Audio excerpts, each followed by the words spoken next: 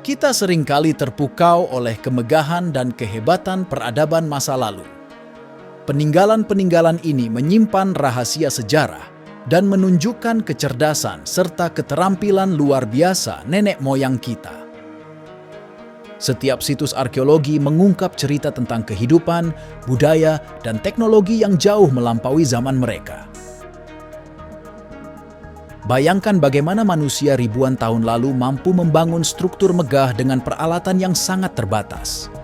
Setiap penemuan baru membawa kita lebih dekat kepada pemahaman yang lebih dalam tentang sejarah manusia dan kebudayaan yang telah membentuk dunia kita hari ini.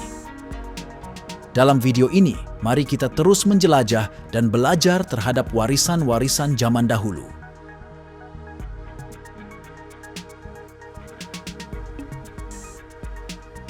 Göbekli Tepe, yang terletak di dataran tinggi Anatolia Tenggara, Turki, adalah situs arkeologi yang mengubah pemahaman kita tentang perkembangan awal manusia. Dibangun sekitar 9600 sebelum Masehi, situs ini lebih tua dari peradaban Mesir atau Mesopotamia.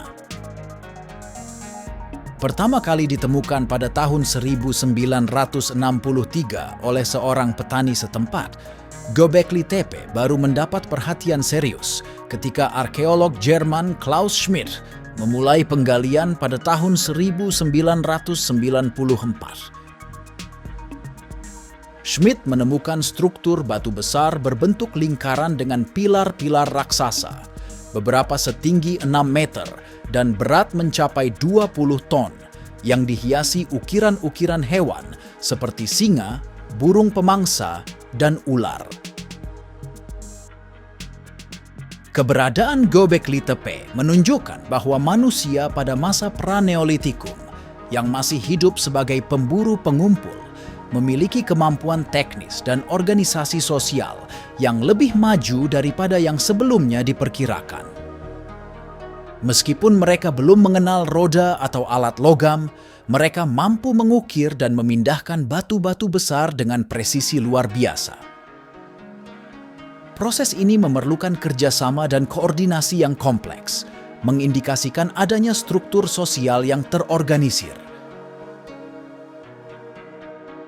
Göbekli Tepe diperkirakan sebagai tempat pemujaan atau pusat keagamaan. Tidak ada tanda-tanda pemukiman permanen di sekitar situs ini, menunjukkan bahwa tempat ini digunakan untuk ritual atau ziarah oleh kelompok-kelompok pemburu pengumpul yang tersebar. Pilar-pilar yang megah mungkin melambangkan sosok manusia atau dewa, berdiri sebagai simbol kekuatan spiritual. Keberadaan situs ini memberikan wawasan baru tentang asal-usul agama dan spiritualitas manusia, menunjukkan bahwa pemujaan sudah ada jauh sebelum manusia mulai bercocok tanam dan membangun pemukiman permanen. Teori lama yang menyatakan bahwa agama berkembang sebagai hasil dari masyarakat agraris kini dipertanyakan. Sebaliknya, beberapa arkeolog berpendapat bahwa dorongan untuk membangun tempat-tempat suci seperti Göbekli Tepe mungkin telah menjadi salah satu faktor pendorong bagi manusia untuk mulai menetap dan bertani. Pembangunan situs-situs ritual ini mungkin memerlukan kerjasama dan sumber daya yang besar, yang memicu perkembangan teknik pertanian dan domestikasi hewan.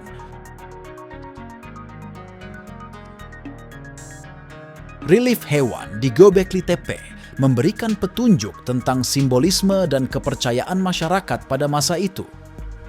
Banyak hewan yang diukir adalah hewan liar yang menimbulkan rasa takut atau kagum, seperti singa dan ular.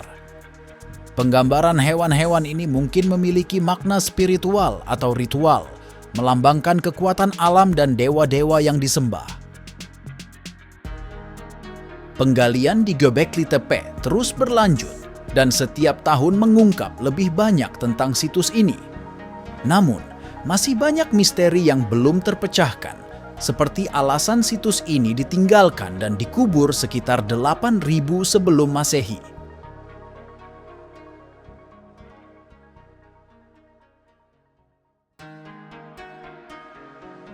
Derinkuyu, sebuah kota bawah tanah yang terletak di Kapadokia, Turki, adalah salah satu situs arkeologi paling menarik dan misterius di dunia. Kota ini menggali lebih dari 60 meter ke dalam bumi dan mampu menampung hingga 20.000 orang, beserta hewan ternak dan persediaan makanan mereka. Derinkuyu adalah salah satu dari banyak kota bawah tanah di wilayah Kapadokia, tetapi merupakan yang terbesar dan terdalam yang ditemukan sejauh ini. Derinkuyu kembali ditemukan secara tidak sengaja oleh penduduk setempat yang kehilangan ayamnya pada 1963. Saat itu, pria tersebut tengah merenovasi rumahnya. Namun, tiba-tiba unggas miliknya itu menghilang masuk ke dalam ceruk. Dibantu beberapa orang, mereka melakukan penggalian dan menemukan lorong gelap yang terdiri dari 600 pintu. Penemuan ini segera menarik perhatian arkeolog dan peneliti, yang kemudian menemukan bahwa ruangan tersebut adalah bagian dari sistem kota bawah tanah yang sangat luas. Derinkuyu tidak hanya sekadar serangkaian gua atau terowongan. Kota ini adalah sebuah kompleks yang dirancang dengan cermat dan direncanakan dengan baik. Terdapat ruang-ruang besar yang digunakan sebagai tempat tinggal, gudang penyimpanan makanan, kandang hewan, dapur, gereja, sekolah, dan bahkan tempat pemujaan. Kota ini juga dilengkapi dengan sistem ventilasi yang canggih untuk memastikan sirkulasi udara yang cukup di seluruh tingkatnya. Lubang-lubang ventilasi ini terhubung ke permukaan tanah dan menjaga udara tetap segar, bahkan di bagian terdalam kota. Salah satu yang paling menarik dari Derinkuyu adalah sistem keamanan yang sangat unik. Pintu-pintu batu besar yang dapat digeser dari dalam untuk menutup pintu masuk dirancang untuk melindungi penghuni kota dari ancaman luar. Setiap pintu batu ini sangat berat dan sulit untuk digerakkan dari luar, memberikan perlindungan ekstra bagi mereka yang berlindung di dalam kota. Jalan-jalan sempit dan tangga curam di dalam kota juga dirancang untuk memperlambat gerak musuh yang mencoba memasuki kota. Meskipun tanggal pasti pembangunannya masih diperdebatkan, banyak ahli percaya bahwa Derinkuyu pertama kali dibangun oleh bangsa Frigia pada abad ke-8 hingga ke-7 sebelum Masehi, dan kemudian diperluas oleh berbagai peradaban yang menghuni daerah tersebut, termasuk bangsa Persia dan Bizantium.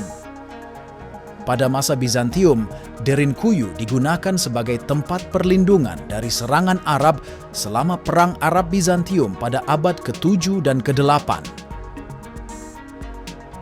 Selama periode ini, banyak gereja dan tempat ibadah dibangun di dalam kota, menunjukkan pentingnya Derinkuyu sebagai pusat perlindungan dan spiritual.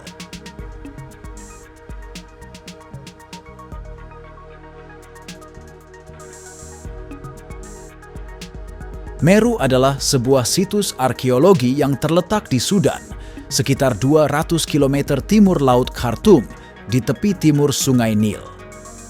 Sebagai ibu kota kerajaan Kush yang berdiri sekitar abad ke-8 sebelum Masehi hingga abad ke-4 Masehi, Meru adalah pusat politik, ekonomi, dan budaya yang penting dalam sejarah Afrika kuno.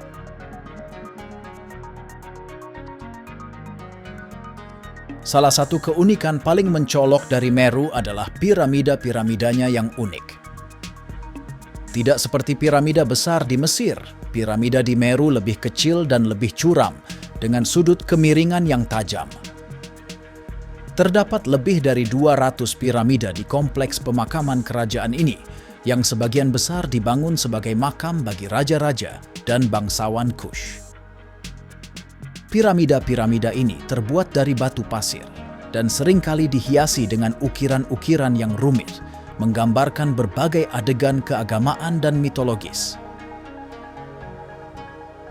Meru bukan hanya pusat pemakaman, kota ini juga merupakan pusat industri dan perdagangan. Penemuan sisa-sisa tungku besi menunjukkan bahwa Meru adalah salah satu pusat produksi besi terbesar di dunia kuno. Industri besi ini memainkan peran penting dalam ekonomi Kush, memberikan mereka keunggulan teknologi dan militer dibandingkan tetangga-tetangganya. Selain itu, Meru adalah titik penting dalam jaringan perdagangan yang menghubungkan Afrika Tengah dan Sub-Sahara dengan dunia Mediterania. Barang-barang seperti emas, gading, kulit binatang, dan perhiasan diperdagangkan melalui Meru, menjadikannya kota yang makmur dan berpengaruh. Budaya Meru adalah perpaduan unik antara tradisi Afrika dan pengaruh Mesir.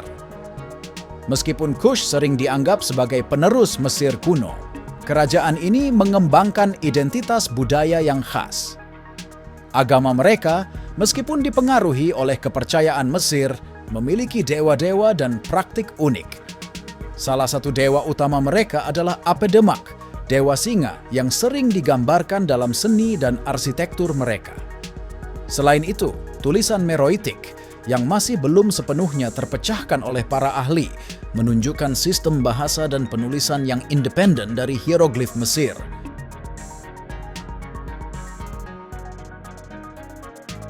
Salah satu aspek menarik dari sejarah Meru adalah peran penting yang dimainkan oleh wanita dalam pemerintahan dan masyarakat. Beberapa ratu Kush yang dikenal sebagai Kandake memerintah dengan kekuasaan penuh dan seringkali digambarkan dalam seni sebagai pemimpin yang kuat dan berpengaruh.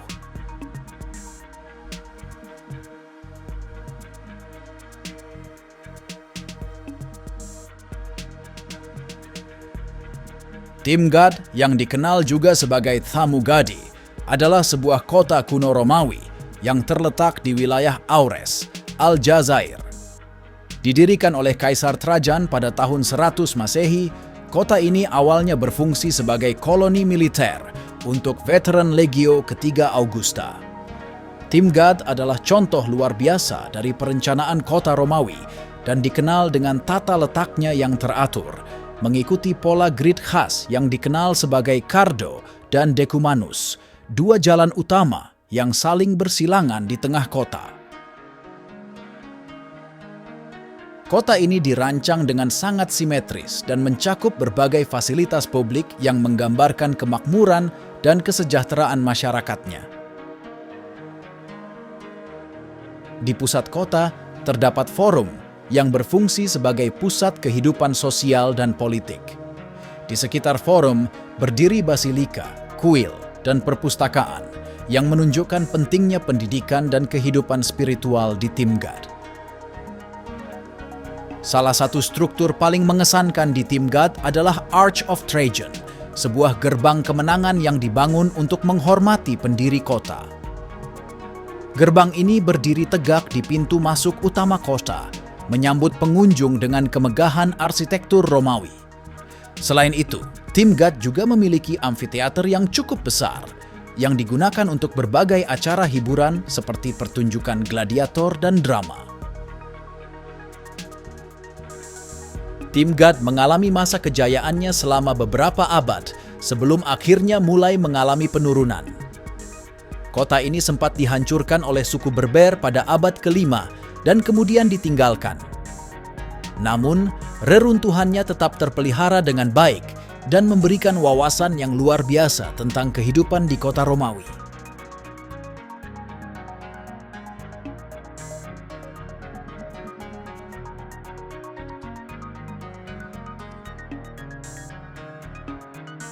Karakorum, ibu kota Kekaisaran Mongol pada masa pemerintahan Genghis Khan dan penerusnya, adalah sebuah situs bersejarah yang terletak di Lembah Orkhon, Mongolia. Didirikan pada awal abad ke-13 oleh Genghis Khan, Karakorum berfungsi sebagai pusat administrasi dan politik kekaisaran yang luas, yang membentang dari Asia Timur hingga Eropa Timur. Karakorum adalah simbol kekuatan dan kemegahan Mongol, meskipun kota ini lebih kecil dibandingkan dengan ibu kota dari kekaisaran besar lainnya. Kota ini dirancang dengan memperhatikan kepraktisan dan mobilitas, mencerminkan budaya nomaden Mongol. Karakorum dikelilingi oleh tembok batu yang kuat dan memiliki 4 gerbang utama yang mengarah ke arah mata angin, memperkuat pentingnya perdagangan dan mobilitas dalam kekaisaran. Di pusat kota, terdapat istana besar yang dibangun oleh Ogedei Khan, putra Genghis Khan, yang dikenal sebagai Istana Karakorum. Istana ini berfungsi sebagai tempat tinggal resmi Khan dan pusat kegiatan politik dan administratif. Selain itu, Karakorum memiliki berbagai fasilitas publik, termasuk kuil, pasar, dan bengkel kerja yang mencerminkan kehidupan kota yang dinamis dan beragam.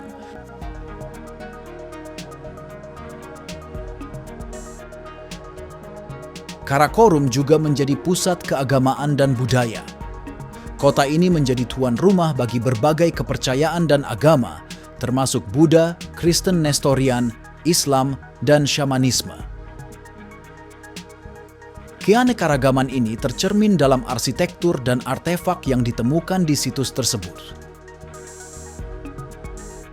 Namun, kejayaan Karakorum tidak berlangsung lama.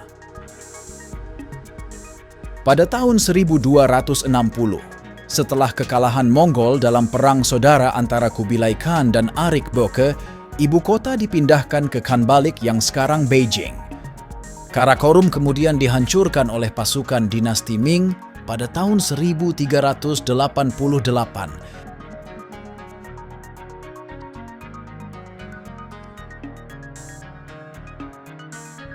Ciudad Perdida, yang dikenal juga sebagai Teyuna, adalah sebuah situs arkeologi yang tersembunyi di hutan-hutan hujan pegunungan Sierra Nevada de Santa Marta, Kolombia. Kota kuno ini ditemukan kembali pada tahun 1972 oleh Los Sepulvedas, sekelompok penjara harta karun. Terletak di lembah yang terpencil, perjalanan menuju Ciudad Perdida melibatkan trekking melalui hutan belantara dan sungai-sungai yang deras.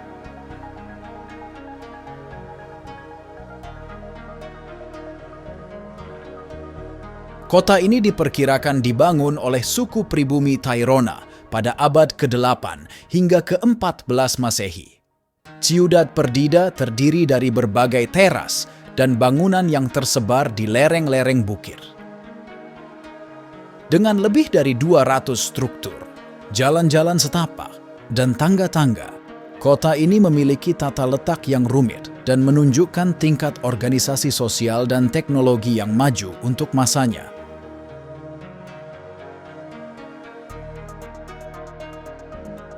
Ciudad Perdida juga merupakan pusat keagamaan dan politik bagi suku Tairona. Bangunan-bangunan utamanya, termasuk kuil-kuil dan rumah-rumah terpilih, dibangun di atas teras-teras tinggi yang menawarkan pemandangan spektakuler ke lembah di bawahnya. Namun, pada abad ke-16, saat kedatangan penjelajah Spanyol, Ciudad Perdida ditinggalkan oleh penduduknya dan menjadi terlupakan selama berabad-abad. Hutan rimba menutupi reruntuhan dan kota ini menjadi dikenal sebagai Ciudad Perdida atau kota hilang hingga ditemukan kembali pada abad ke-20.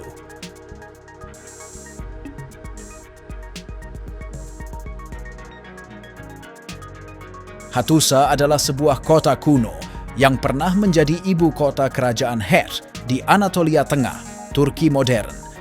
Dibangun sekitar abad ke-17 sebelum Masehi, Hattusa berkembang menjadi pusat politik, budaya, dan agama yang kuat selama periode Kekaisaran Het, yang mencapai puncaknya pada abad ke-14 hingga ke-12 sebelum Masehi. Salah satu keunikan paling mencolok dari Hattusa adalah dinding tembok megahnya yang mengelilingi kota. Dinding ini dibangun dengan batu-batu besar yang dipahat dengan presisi, mencerminkan keahlian teknis dan ketahanan militer kerajaan Het. Di dalam dinding kota terdapat berbagai struktur penting termasuk istana-istana kerajaan, kuil-kuil, gudang penyimpanan, dan perumahan untuk penduduk kota. Istana Hattusa adalah pusat kegiatan administratif dan politik kerajaan. Salah satu istana yang paling terkenal adalah Istana Besar yang terletak di pusat kota dan menawarkan pemandangan yang menakjubkan ke lembah di sekitarnya. Istana ini memiliki ruangan-ruangan luas yang digunakan untuk pertemuan resmi, upacara keagamaan, dan perayaan kerajaan. Selain itu, Hattusa juga merupakan pusat keagamaan yang penting bagi suku Het. Di dalam kota terdapat berbagai kuil dan altar yang didedikasikan untuk dewa-dewi penting dalam agama Het, seperti Dewa Badai Teshub dan Dewi Matahari Ariniti. Hattusa juga terkenal karena arsip-arsipnya yang mengesankan. Di situs ini, arkeolog menemukan ribuan lempengan tanah liat yang berisi tulisan paku dalam bahasa Het, yang memberikan wawasan yang berharga tentang sejarah, politik, dan kehidupan sehari-hari masyarakat Het.